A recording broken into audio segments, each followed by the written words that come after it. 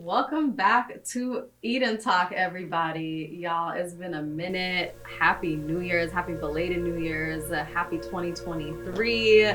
I just want to first of all name the elephant in the room that I'm by myself right now. I usually got a co-host, and he is not here today, but I want to give a shout out to Gilbert, and we are looking forward to having him back soon when he comes back from Texas. But aside from that, I got the next greatest person next to me. Okay. I have Mr. Jeff, and it's been a long time coming. Y'all, Jeff been sending me off because he is too cool, you know, but he finally was like, all right, you know what, Yusra, we are doing this today, and we are gonna talk. And I was also just highlighting, it's Black History Month. Happy Black History Month, everybody. Yeah, you know? And who better to have it kick off than you? Oh, that means so much to me. Y'all, this man told me off camera that like when they can't get a hold of the mayor and governor, they bring in Jeff. You can't put that on the episode. You know, that's the behind the scenes conversation. Listen, you know? I just had to because I'm like, yo, I feel honored right now. It's happened twice. That's amazing. Yeah. That's amazing. So I'm not really going to do much talking today. I want to hear from you because the viewers have been waiting. Oh, well, you represent excellence. I love your viewers. I just want to say, I love your viewers. I love this podcast. You know, I love the fact that we can eat and talk. And today, you know, we're having food for thought, not the really great, not the food on here, but food for thought. Yes. So it's just a privilege to be on here. You know, Gilbert couldn't be here today, but it's just a real privilege. Like, I'm so excited to have a platform to continue to have conversations that we have behind the scenes. You know, I just feel like we can be ourselves, and you don't get that often a feeling when, you know, you look like us. Absolutely. And I love that. And that's why we have the platform is, you know, to show people that look like us, how we do things, you know. But I want to start off, like, for those of us who don't know you, who is Jeff? Why is it important? Like, why are you here today? Yeah, I think it's, I'm a son, I'm a father, I'm a husband. But I think what defines me is the belief that we are excellent and that we can continue to be excellent. I'm from a small village in Haiti. I came to America when I was 7. I've had both a unique experience as like the immigrant experience, but also the Black experience from you know, the African American culture. And my partner is from Michigan, and we have a son. And he lives both the immigrant and the Black American experience, and I think that's what really defines who I am and my passion. And then professionally, I'm an expert in innovation, and I speak nationally on how folks can be more innovative, how organizations can be more innovative, and how we can grow local economies. But again, I think that on Black History Month, it's important to know that we're not only focused on the past. We have a lot of greats and a lot of giants, but we're focused on the future, and Black history is being made every day right here on Lake Street with you, with so many other of my colleagues and friends and Black people all around the world that we'll be talking about in the next 15, 20, 30 years. Absolutely. I love that. And, you know, that's something very unique. Like, we haven't had someone come on and kind of talk about, like, that industry when it comes to innovation and like what it is being a Black leader in innovation.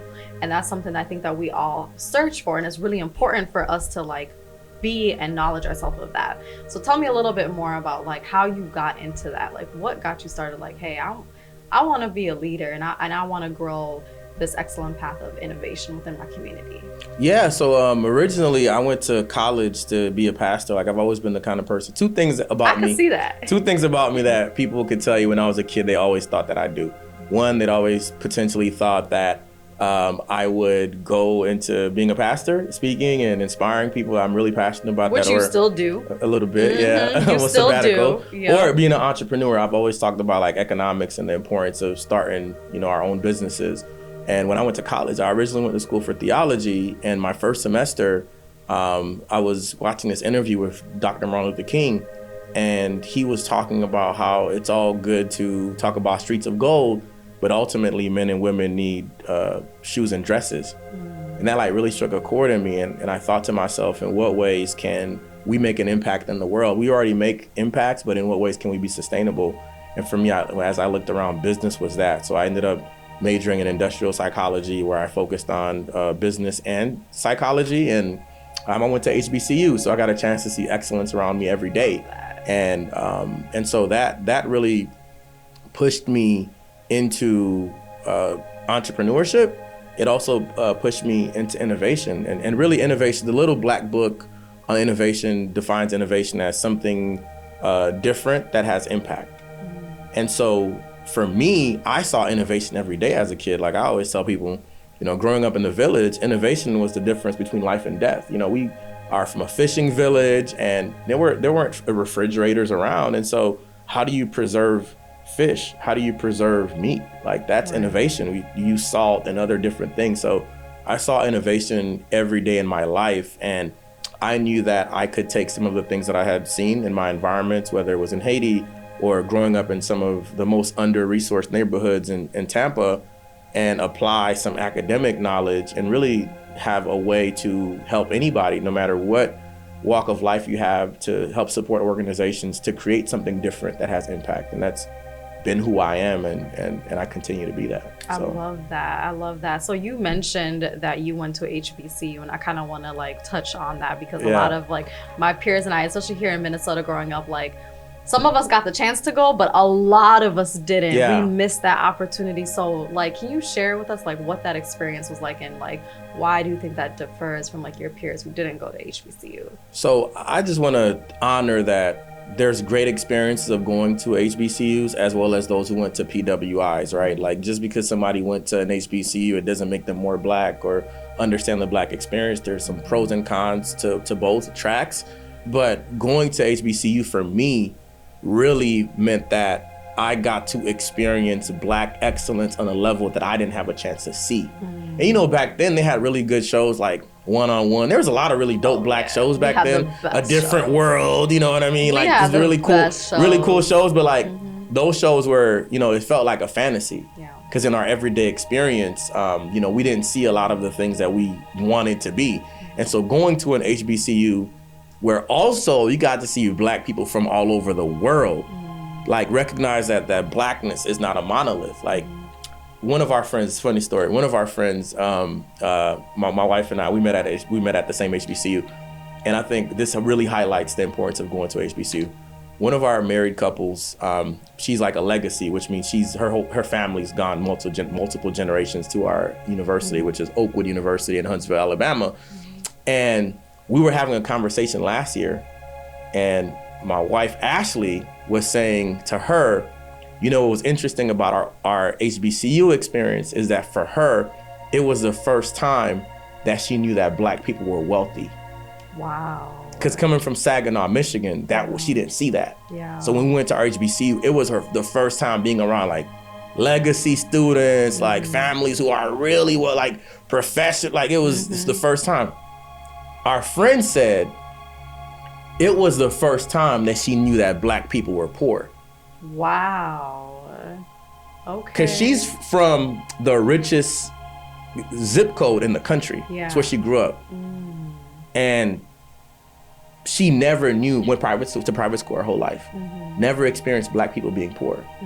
So at an HBCU, right, you have all these different experiences coming together where you get a full picture of what blackness means. So you don't view blackness as a monolith. I think sometimes we're comparing it to each other.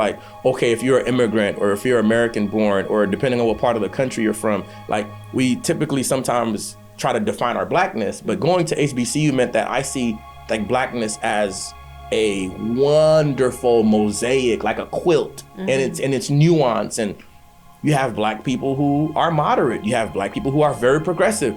You got some black people who are conservative. And being able to experience that, I think fundamentally changed my life and how I see myself. I saw my president of the university as a black person. When I started my first business, or even in undergrad, I started a research program at our university where I co-founded that with the vice president of our institution.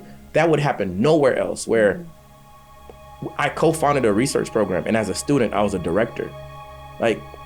That made me believe I could do anything. That's why I started my first business right out of undergrad. Yeah. I don't think I get that experience outside of a HBCU. Absolutely. You know what I mean? And so that's where I think and the world is catching on now. And I think after the tragic murder of George Floyd, the idea that we as black people are not a monolith, and now I think a lot of us want to learn more, continue to engage more with, with nuanced experience of when it comes to the Black experience.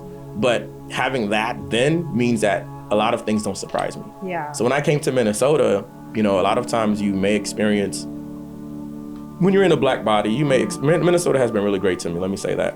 But there are some subtle levels of passive aggressiveness that you might experience. Oh, absolutely. Right? And having that experience from an HBCU meant that I could face the world and not feel less confident or feel like I go into any room, like, with the work that I do, I'm oftentimes engaging with top leaders and I don't feel any less than. I go into a room knowing that I'm one of the smartest people in that room. I know that there's going to be an outcome. Like, I go into any room extremely confident. I go into any room with my head held up high because of my experience, where I know that I'm great. Like, that's never a question.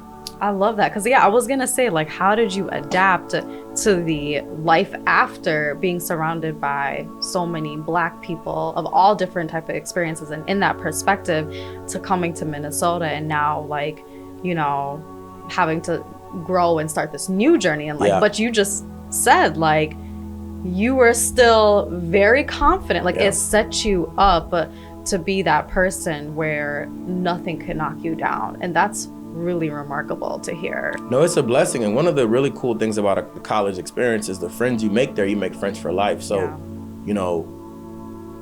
at any given, like, my son is 3 years old now, right? When I think about privilege and things that I didn't have growing up, if I didn't accomplish anything else in life, and if things stop right now, hopefully they don't, hopefully, I keep growing. My son, because of my college friends, if he needs to intern at a law firm, if he needs to intern, at a, in a healthcare space, if he needs to intern in technology, my friends are directors and CEOs and partners all over the country. Ooh, so love that. Even if I'm in an environment that's not feeding that, which we've developed a community in Minnesota, but even if I wasn't, I have that from college, so I can make that phone call. Like, and I can, I need to go to California, I need to go to Florida, I need to go where, like, I can do that because of that HBCU experience and the network that you've developed over time. I might need a job, if you know all these CEOs, listen, in case, but you know what I mean? Like, that matters when you go into a meeting. Like, I remember when I first moved here, I left the company that I had and to move to Minnesota to be with my partner who's from here. And I was interviewing at a Fortune 500 company, and I went through all the interviews, and this is like the district, this is the person who basically runs the state in that particular department, where the previous person told me, we never met a candidate like you. You got the job, like, it's just a formality, let's go through this process, right? And I was interviewing with this woman, and I lie to you not, we talked for like 20 minutes. She told me, I don't think we're gonna hire you. And so I'm like, oh, what's going on? She said, I don't think you'll stay here long. And it was really interesting because, I'm applying for this job, obviously, I want to be here and all those things.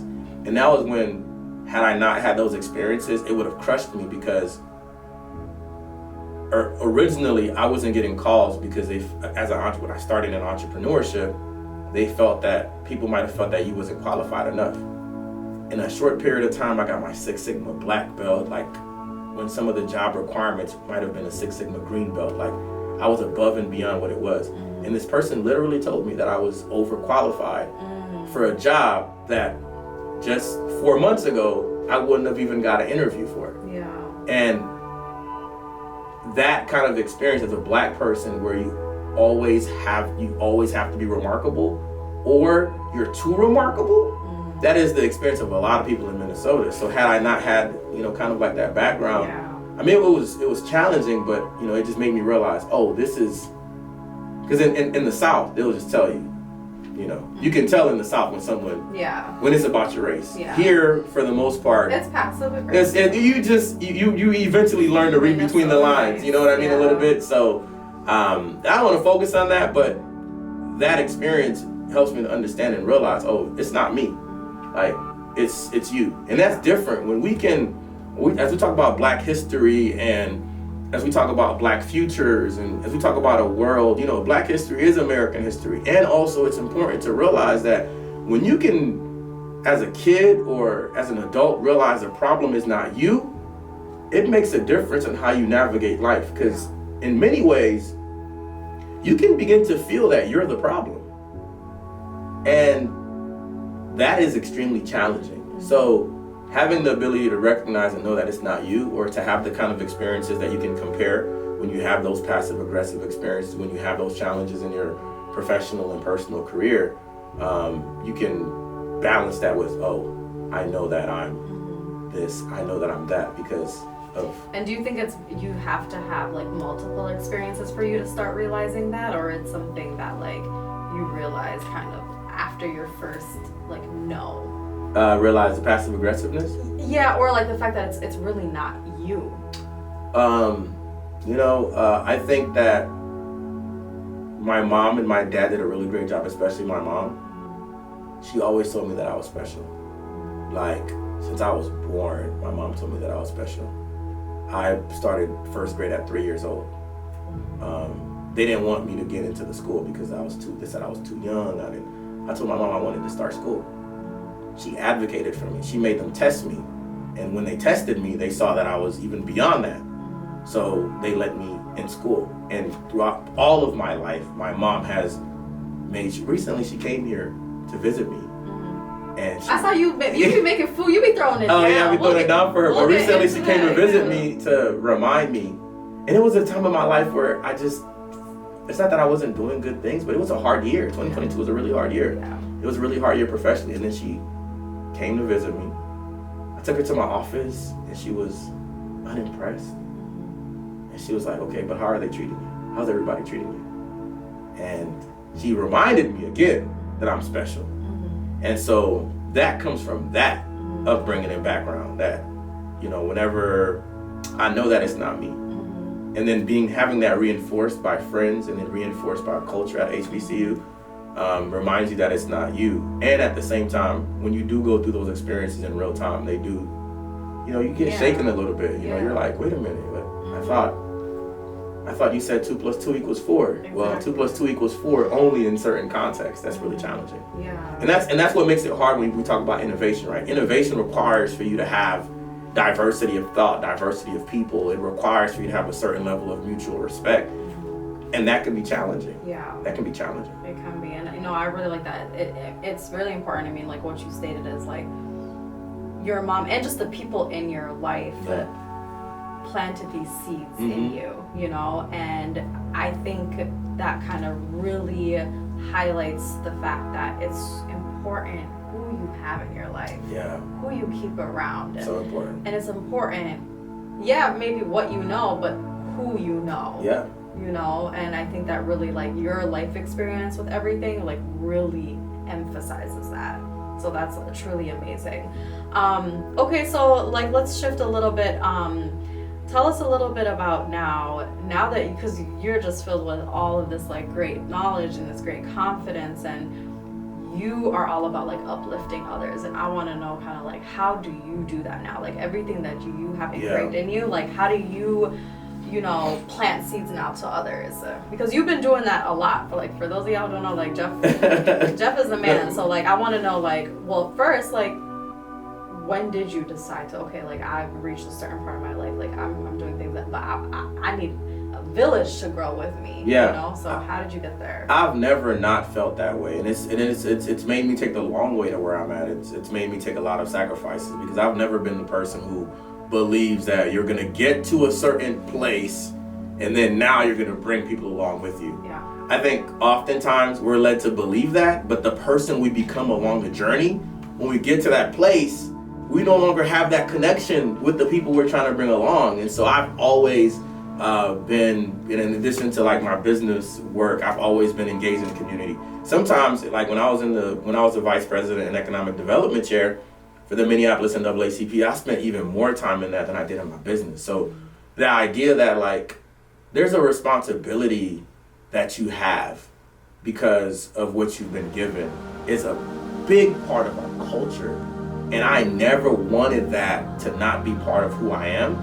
So that's been me throughout my entire life. Like I told you about my friends in college, right? A number of my friends, you know, went to law school, business school, medical school, all these different types of professional schools right after undergrad.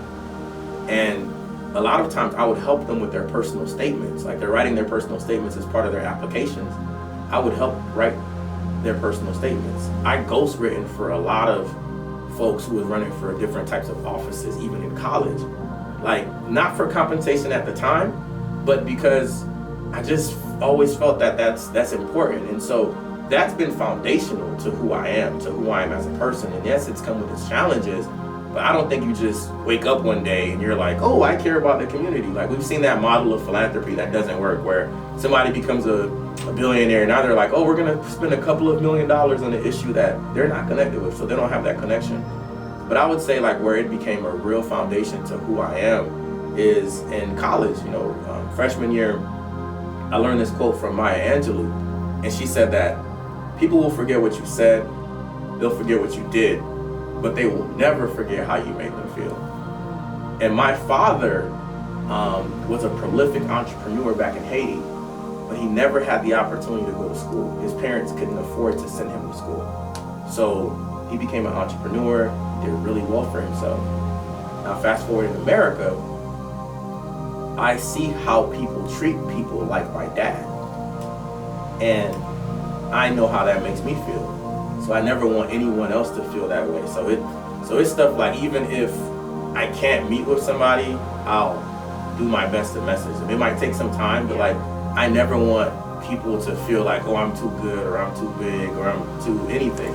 Because I know how we get treated like that. And so like I know what that feels like. I've seen it happen with my dad. Like I've been in instances in my life. I've been really privileged where people have always really taken an interest in me, where they'll provide me with opportunities to go places and to do things.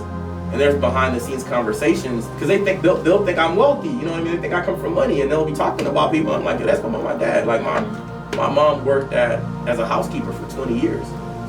Like her whole life in America has been as a housekeeper. So she's one of the most brilliant business people that you know. And so for me, like bringing people along and how people feel is really important. I think at the very least, like that's why I love this platform and this podcast, because you inspire people with every single episode. Like it's an opportunity for people to know that they can do it. Like sometimes in our lives, we're in the lowest moments, and it's a person saying, I believe in you, and really meaning it, making eye contact, right? Like it's, that matters to people. Like sometimes that's more important than anything else. And so for me, I think at the very least, we owe, if we say we're about transformation, we owe everyone to make them feel that they are important, because they are. Every single human being has dignity.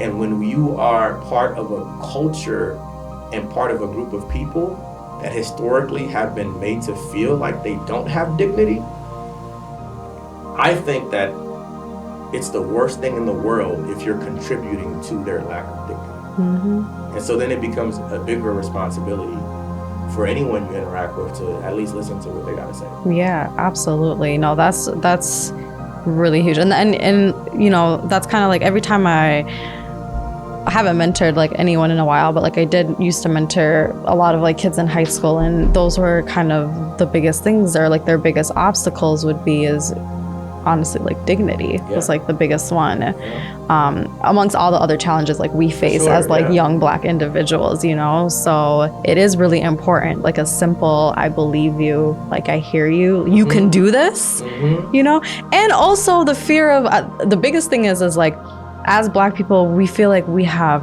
so much to prove, and like we can't afford to fail.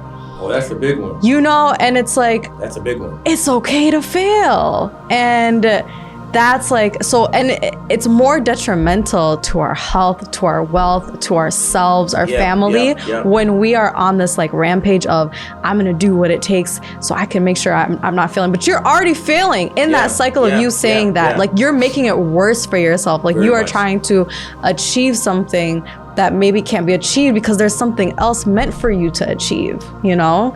So I think that's like really important too. And that's something that like you kind of help bring to light. Like, talk about that a little bit more. Yeah, go ahead. So in innovation, right, in the practice of innovation, there is a principle called iteration, which means things change over time and you want it to intentionally change over time. And there's a quote that is like the bedrock for innovation, that if you are going to fail, then fail fast. Yeah. And when you're part of a culture that failing means your mom doesn't retire. Like, you know, when you think about it, like, we're our parents' investment. We are our parents' life insurance oftentimes. We are our parents' 401k. And so the reality is you grow up knowing that if I fail, all this generation like behind me loses. And the thing is that's pressure. Yeah. That's oftentimes stress. That causes all types of challenges. It causes depression. But when you begin to learn that failure is a part of the process, and like I tell everybody now, like, I fail all the time. Yeah. I test out ideas that do not work. And then you iterate and do the ones that work and move forward. Like, I've started a number of businesses that hadn't been successful in certain metrics. I grow and I learn and I do something different. The idea of failure as a part of your process is so important, because we're taught that if you fail, then everything else behind you is at risk. But if you don't fail, then you've never tried hard enough. Like, if you don't fail at something, you haven't tried hard enough. Like, you're not. It doesn't matter how smart you are. It doesn't matter how strong you are if it's in sports. It doesn't matter how knowledgeable you are. If you haven't failed, you haven't tried hard. You haven't pushed yourself hard enough. And that's how you grow. Think about when you're working out, right? And you're trying to lift weights. There's going to be a weight that you can't push. Yeah. And you're going to fail that first time. But then eventually you're going to keep doing it. Now the weight that used to be heavy for you becomes really light over time. But if you just stick to your range that doesn't push you, that doesn't challenge, you're not growing, you're not building any muscle. And it's the same thing in life. It's the same thing in business. So you fail and you fail fast, you learn. There's a principle for me that I always follow, which is always have a hypothesis where you have an idea or you make an assumption about something. Then you test it, see if it works, if it doesn't work. And then you iterate and improve on it. Take the aspects that work and continue to move forward. If you're not doing that, then you're just guessing. Absolutely, yeah. And if you're succeeding all the time, then you're not challenging yourself. So for us to view failure in a different, that's why you don't have a lot of black kids or black people in baseball. Yeah. So in baseball, if you fail 7 out of 10 times, that is Hall of Fame. Because then you're batting 300. Yeah.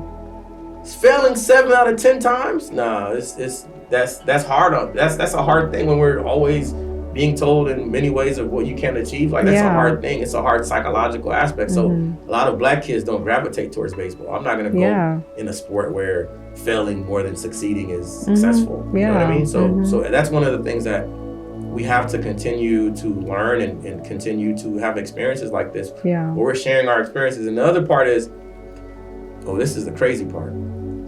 As a black person, oftentimes, there's a penalty for you talking about how you failed. Oh, say that again. So then, even people who have failed along the way, we're taught to put our best face and our best foot forward. You can't talk about their failure experience and the shame and all that whether stuff. It's a relationship, it's a marriage, it's a business. So then we have to put our best foot forward, and like your depression is getting you. Yeah. But you go on your social or you go wherever and you put your best foot forward, and not everybody's looking like, I want to be like this person. They think you're a unicorn. Yeah. That's why I reject that theory. When people try to tell me, oh, Jeff, you're so different, you're a unicorn. Like, nah, like, I have real issues. I always tell people, I got real problems. I have real challenges, because when you start being put on that pedestal of unicorn, or that you're so different, what it means is that other people can't be like you. Yeah. And it doesn't allow a path forward for most people. And so we have to be more honest about our failures. We have to be more honest about the things that didn't work out and tell people why it didn't work out. Do you think we should show our failures? I mean, there's a price to be paid oftentimes for showing our failures. So I'm not saying you got to be transparent about every single thing. Yeah. But you know what? The best way to put it is when you go into an interview, and most leadership jobs, most leadership interviews, right? They're always going to ask you this question. It's the behavioral question. Tell me about a time where you did something that didn't work, or tell me about a time where you failed. And the point of that question is to, first, if you say you've never failed, that's a red flag as a leader. Absolutely. The point of that question is for you to answer a time where you fell short, a realistic time, not like you trying to BS or a realistic time. Then followed by what you learned from it, and then followed by this is what you're doing in the future. Yeah. So I think if you follow that format where you're able to share a failure with folks, but then also talk about how you learned from it, because oftentimes those things might be used. I'm just going to be real. We live in a world where that might be used against you. Yeah. So I understand folks who don't want to, in real time and in real process, talk about, okay, right now, this deal is in jeopardy. You might not want to say that publicly. Yeah. You know what I mean? Yeah. But you might want to talk about the times where you learned from something. And then when your platform gets big enough, you can share when you're failing in real time. Absolutely. Yeah. You have a history of success. Yeah. The more history of success you have, the bigger the privilege now you have of sharing about times. Absolutely. And you're so right about like that interview point, because I've interviewed folks like in the corporate world, like when we're hiring for a position, that question that we ask, like, tell us a time where something wasn't working out for you. And when we like follow up with, okay, like, what did you do after, or how did you overcome that obstacle? That is really how we determine whether we should hire you or not. Wow, because like we are trying to see like, how can you handle a situation? You know, like, of course, like nobody is perfect. Your manager, your leaders, your CEO, like no one is perfect, but we have to understand, like, how are you going to handle that situation? You know, are you a problem solver, or are you someone who finds a solution? And those are two, even though they mean the same thing, those are two different answers. Can you dig in a little bit into that? You know, I feel like because a problem. I know you're the host of the podcast, but you're giving game right now, okay? Because a problem solver means you're just trying to find an answer to the problem, and then that's it. But when you're trying to find a solution, that means that problem's not going to come back again. Wow. You know. That gotta be a cut. That gotta be like a cut of it. You know, we just need that piece right there. Yeah. That's great. You know what? When you start climbing at the highest levels of leadership, you realize that it's not your ability to avoid problems, like you said, it's your ability to solve problems, because you will have more problems than you have solutions. Yeah. And great leaders know how to anticipate problems, but great leaders focus on the solution. And that's, I believe, right? This is one of the primary challenges that we have as a culture in terms of moving forward when we talk about what will this country look like in the next 20 years. My company is called 2043. I'm always focused on the future. Like betting on the future is actually one of my core values and one of my core principles. But if I'm focused, we have diagnosed the problem. We understand the root cause of the problem. We know what the problem looks like. We know how you get into the problem. We know the history of the problem. If you look at it in terms of the issue of inequity, we know all this stuff. We spent so much time on the problem that there's only a few folks are focused on what the solutions are. Exactly. And I'm not saying that we shouldn't acknowledge the problems, because we need that. We need to understand, how things have happened. Yeah. But the primary focus is on how we move forward. And if we can change that equation from 90% focused on the problem to 90% focused on the solution, we'll have some, again, innovation. Progress, We'll have so many ideas. And again, a lot of them will fail, because that's life. That's part of the process. Yeah. But the 4 or 5 solutions that succeed will radically and dramatically transform how we experience life as a culture. And so to your point about that, like leaders have to focus on the solution. I'm not here for you. Like, I know what my problem is. When you go to the doctor, you don't go to the doctor for them to tell you what your problem is per se, because you're sick, something's happening. You want them to diagnose you. Yeah. That's important.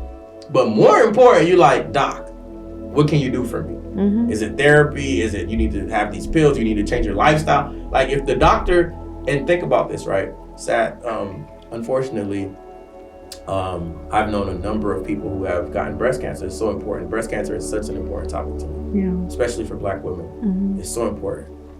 If you catch it early, there's solutions and there's ways. Like all the women who I've known thus far, keep it this way. I hope folks don't get breast cancer, but all the women I know thus far, they're now in remission, right? The worst thing that happens to a human psyche is, and I'm using this as an example because it's something we all can relate to when it comes to cancer, is when you have stage 4 cancer, when you discover that you have stage 4 cancer, and it's so late in the process that the doctors tell you that there's no solution. And when you think about the inequity challenges that we experience, the world tells us you have stage 4 cancer and offers no solution. What do you think that psyche does to a teenager that's growing up and they're seeing whether it's police-community relations or other issues, and they see there's no solution? Two things happen.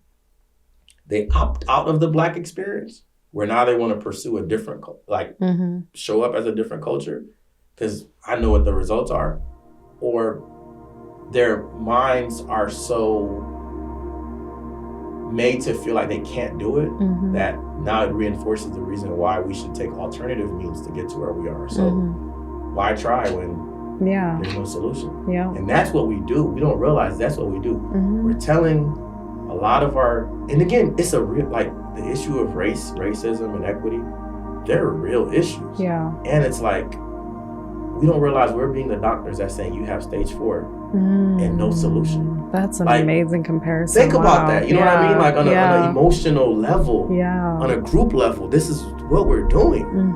And so for me, it's so important to focus on solutions, because I want folks to know that I focus my whole life on solutions. All right, how are we going to get out of this? Is there an experimental, you know what I mean? Like when you think about even the analogy, is there an experimental drug or an experimental clinical trial that you can get in? Or is there, because sometimes some of our situations are compounded, right? They're compounded by, okay, you might have a record, you might have this, you might have that, and it makes it a little bit harder. It makes it a little bit harder if you're trying to rent an apartment. They're like, we know everything is great, but you have a record, that's compounded. So is there a solution for that? Is there a creative way to make that happen, right? And so for me, I'm focused on the solutions. And I think when we don't, we rob our next generation of the opportunity to see themselves as leaders, to see themselves as innovators, to see themselves as world changers. Yeah, absolutely. Sorry for going on that rant. But no, that's important. That's failing. And then always focusing on the problem, a fear of failure and focus on the problem, those two things combined have killed way more dreams than racism. Absolutely. Yeah, that's so true. And racism is a real thing, and it's part of it. Yeah. And my favorite thing that you said earlier was, once you realize you're failing, fail fast. I love that. That needs to be on a billboard because we don't realize that, and so, that's fantastic. So, we could keep going on about this topic, but I kind of want to go back a little bit to you again, and some of the other amazing things that you do, in Minnesota. So recently you had a fashion show. And I wasn't invited. No, I'm just kidding. I'm kidding. He's gonna be mad at me now. Okay, now, well, while we're on this podcast, do you want to commit to being at the next Humans Get Together we're having in October? You heard it here first. You heard it here first. She said yes, she can't go back. She curves Y'all gonna see me on the runway right now, falling and wobbling. Okay. So one more time, tell them what the name of this initiative that you created is. What is it about? Who's invited? What is the point of it? When did you have your first one? What's been working? What hasn't been working? Tell me all of the gist. I like how she added, what's the problems for me to share with you about the failures, right? Don't just say all the successes. Because, I like for people to know the input instead of just the output, Okay, so I own a company called 2043, and it's focused on economic development and growing local economies. We started a brand called Humans Get Together, which is a social and networking brand because, I learned through my life experiences we shared, people do business with people who they know, like, and trust. And a lot of the initiatives that exist don't create opportunities for people to know, like, and trust us. They're like, oh, you need to have the right pitch and the right market and the right all these things. Well, if I'm signing a $1 million check or a $500,000 check to an entrepreneur, it's less about the business and more about, do I know you? Like, the business model, all those things matter, but do I know you? Yeah. So that was kind of like my experience of seeing that in the entrepreneurial ecosystem. So we created Humans Get Together as an opportunity for people to get to know one another. And the cool thing about it is, it's not just networking for the sake of networking. We always have a theme that brings people together. Something cool, something swaggy. You know, I like to be cool. I think Mr. Cool Guy. I think it's important to be cool. It is important to be cool. Swag, important to have a good time. That's a part of our culture. Food, having a good time is part of our culture. Absolutely. So really, it's a good time, and it's usually around a theme. We've had it around fashion. We've had it around, like, shaping the future with Target as a kind of how we can move forward. We've had it as a pitch competition, but then there's always a networking element. The cool thing about the networking element is we have these cards that we've developed that makes conversations easy to start. So whether you are a introvert or extrovert, we make it really easy to start that conversation, and then everyone has a really great time. So the last one that we had was on January the 14th. It was Humans Get Together. It was called Convergence. It was a fashion show. It was at Mosaic Venues. Over 330 people were there.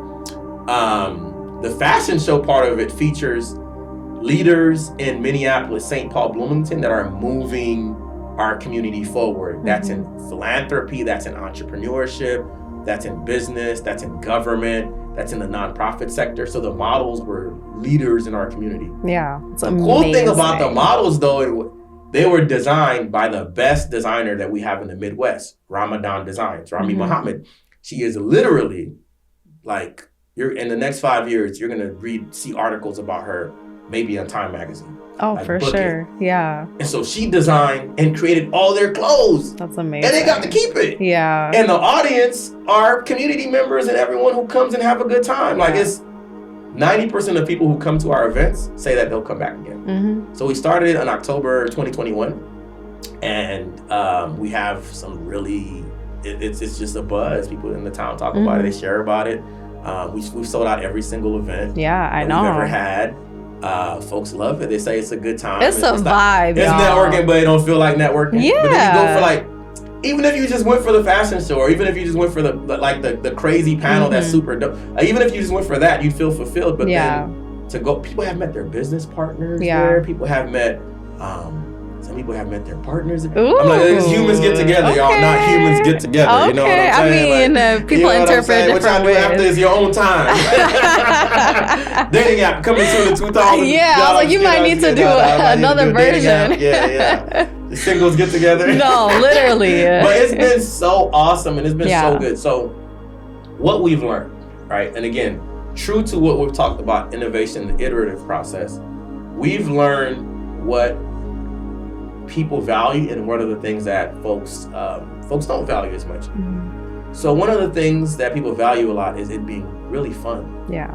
So while we've had success as having a panel discussion, we've had success on a pitch competition, like the fashion part of it, people really resonate with that. They get to come out, they get to have a good time. So like we had an art experience before. So it really resonates with people to have an experience that's out of the norm. That's something that they're not going to experience. Exactly. You know, so we've doubled down on that. So our next Humans Get Together is going to be another fashion show.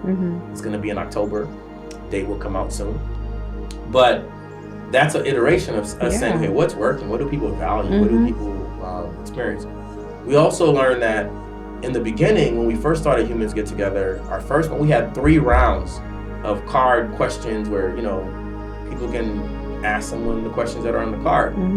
What we learned was that after the first one, even the most introverted people, they want to have conversations outside of what the cards are too. I love that. So now at our events, we only have 1 round of the card conversation to make it so that people are meeting other people. But then it's like, people just, that was different. We didn't think that people would feel so comfortable so quickly.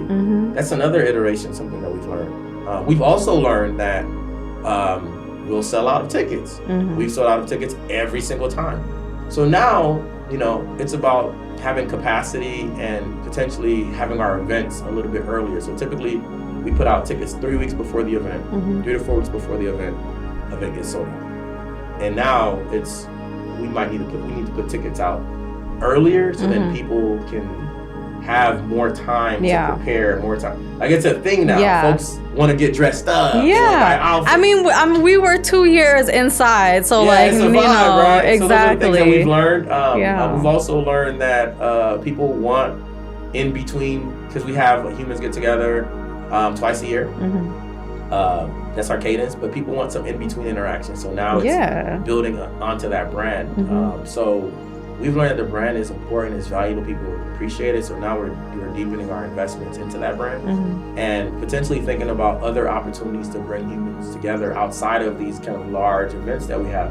Organizations now, people are starting to go back to work, where it's being mandated, or it's being heavily suggested.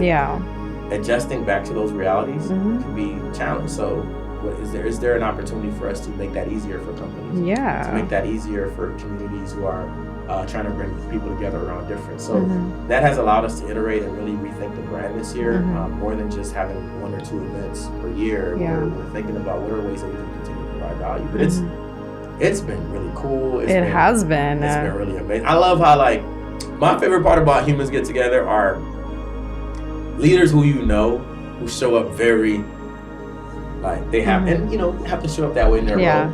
And then you see them at Humans Get Together, and I'm like, people don't know that that's how they are when they're with their friends. They have that same energy at the Humans Get Together event. So folks from all walks of life. So you'll have a president of a foundation interacting with someone who's thinking about starting a nonprofit, where it's like sometimes that person would never be accessible, right? So it's accessible to everyone, and if folks have a really good time and like seeing people like in their element, like the biggest, for me, last Humans Get Together, the biggest feedback that I got was from someone who said, I was planning to move out of Minnesota this year because I didn't think things like this existed, and now I'm really rethinking that decision. They met a number of people at the event, and now they're really rethinking that decision. And having that be an outcome is like, because I've been doing this stuff like this since college. Like I told you, we used to be on the balcony, let's hang out, let's have a good time. And now for us to be able to provide that to people just across a variety of ways of life, I'm so excited about what that future's gonna be. I'm impressed. That's amazing. And that person is absolutely right, because I always get like thoughts like I want to like get out of Minnesota, but then I always see things like this, coming from people like you, and then it always like kind of snaps me back where I'm like, no, like, oh no, you can't move out of Minnesota. You make it too much of a difference now. They won't let you leave. Listen, no, they won't, for real. But that's amazing, and I really love how you named it Humans Get Together, and like I could vouch for like someone who's been to your events solo, like completely not knowing anyone. Like I have met people that I've never talked to. What was the purpose? You said you went solo. What was the purpose? What was your original because purpose? Like usually you don't gotta answer the question now if it's personal. No, I meant solo as in like I came by myself. Like I didn't come with friends or like someone. Listen, what kind of humans get together? You talking about? Just gotta ask. I mean, just by myself. We're iterating. We don't know what we might do next. But if I meet my soulmate at your event, listen, souls unite. I love that. No, but yeah. So I honestly, that's really cool, and just finding like something that's like unique, fun, safe, healthy. Like we need that, and that's limited. So, and we have like, I know we're Minnesota, but damn, we got a large population of like Black people and like really successful Black people, like really successful. And like there's more to come, like in the next 5-10 years. I didn't mention that part, but our events are 66% diverse across race. I've seen that. So it's like one of those places where all the dope people are there. You know what I mean? It's like there's a place for you, no matter where you come from, what you look like. And listen, I don't know if I'm supposed to say this, but I'm going to say it. So one of the things that I love the most is towards the end of the events, every single event, you'll start seeing people have dance-offs, like... I seen that. Like, okay, this wasn't a part of the event, but it's like, to be in a space where you feel like you can be yourself, like as a Black person, no matter where you are in the country, sometimes that's hard. Like, it is. But you can have a really good... it's people that I'm really surprised. Like, I didn't know you knew all the lyrics to Dreams and Nightmares. I'm like, all right, now I'm not gonna put it on camera. First of all, that's an anthem. I'm judging you if you don't know the lyrics to that. I'm just saying, but it's some people you'd be surprised if they knew all the words to Dream. You know all the words, and so it was like stuff like that where everybody's just having a good time. I'm like, oh, this is what this is all about. Like, folks just have a really great time. I love that. That's amazing. No, Jeff, I'm super appreciative that you came and you shared your story with us and you shared your input and thoughts. So we always leave off with, what is one piece of advice that you have for anyone watching this? Even though you dropped many gems tonight, but just one last thing. I would say that you're the one you've been waiting for. I love that. When you think about what is it that you want in this world, what do you think this world should reflect? Is it wealth? Is it impact? Is it, no matter what it is, right? So not judging on what you think the world should be. Like, you're the one that you've been waiting for. Like, right now, not 2 years from right now, because of who you are, because of how you were built, because of your experiences, there is no person more credible to achieve that goal than you. So you're the one that you've been waiting for. And the next step is just finding people and resources that's going to make it possible. But I need you to look in the mirror, or pull out your, if you're listening to this podcast, or pull out your phone, look at your camera, and then just do a little something like this. I didn't plan it. And say that, I'm the one I've been waiting for. And I want you to record that. And then when you have doubts, you play that. When you have those down days, you play that. When you're about to have the best day, you play that too. You're the one you've been waiting for. Wow, I'm taking that advice from myself. I know you know. Listen, I can't hear it enough though. That's amazing. No, thank you so much for coming. Like, that was really important, and we're super excited to come to your next event. I know this is gonna be like, you're gonna be on tour, going on many podcasts, TV. We might see you in a movie. They're gonna make a movie about you. You might see me in a movie. Listen. don't be prophesying. Listen. Okay. Is this a prophecy? I had to get him before he was outreachable. So I'm always reachable to you. You know what I mean? I appreciate that. You always a real one. I appreciate that. Thank you so much. We're gonna have you sign our Hall of Fame sweater. Thank you guys for watching, and we'll see you next time.